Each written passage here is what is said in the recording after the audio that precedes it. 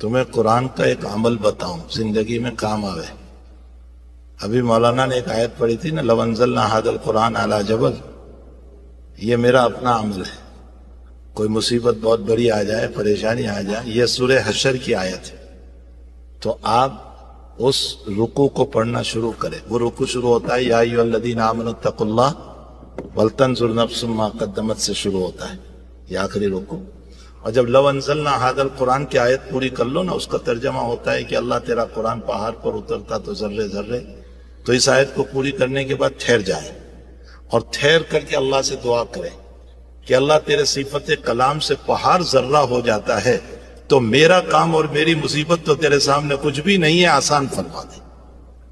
اور پھر اس کے بعد رکوع پورا کر دو.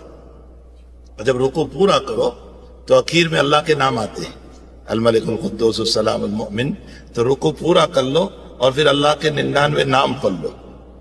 آپ کے مشکل ترین کام کو اللہ آسان فرما دے گی. یہ بہترین عمل ہے جو میں آپ کو دے رہا ہوں.